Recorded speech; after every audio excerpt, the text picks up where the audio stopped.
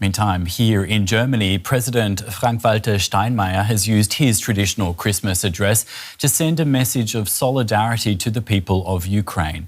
In his speech, he reflected on the intense efforts made recently to end the war. Time and time again, there have been signs of hope and grounds for optimism. This also requires us Europeans to become aware together once again of our strength and values and to take action accordingly. Over the course of centuries, we have learned how important, indeed essential, freedom, human dignity, a just peace, and democratic self-determination are. We will not give that up, not for ourselves and not for our friends and partners. Much of what seems valuable and vital to us will require us to step up. We need to be willing to do so, and I believe that we are. And for more on this, I'm joined by our political correspondent, Jenny Graham. Jenny, great to have you here. Just tell us exactly what was the President referring to in his speech just then. Exactly. It was a message of solidarity with the people of Ukraine and really an acknowledgement of the efforts that have been made here at a European level in potentially getting that peace deal and making way towards a ceasefire. We saw Ukrainian President Volodymyr Zelensky here in Berlin just 10 days ago. He met with President Frank-Walter Steinmeier. And we've really seen Berlin become a bit of a focal point for these peace talks.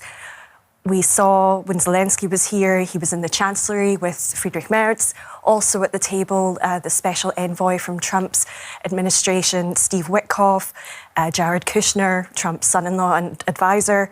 So really, Steinmeier, in his message, acknowledging what Europe is doing. We've heard today that France and Germany are going to be really at the centre of coordinating this potential path towards peace in Ukraine. And how does all this sort of tie into the core message of the German president's speech?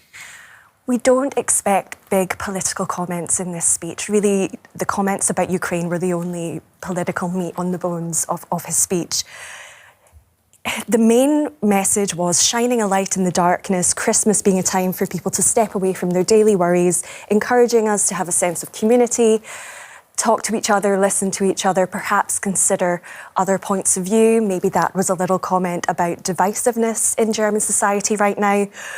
We will expect more political comments on New Year's Day when we hear from Friedrich Merz, the German Chancellor. It's his first speech that he'll be giving since he took office in May after a very busy, very difficult year with lots of coalition wrangling. Yeah. And we will expect maybe a little bit more political meat on the bones of that speech. This is really more of a kind of ceremonial speech from the President, encouraging us to be a bit more optimistic and have a little bit of hope at Christmas time. Very good words there. Thanks a lot, Jenny Graham, our political correspondent.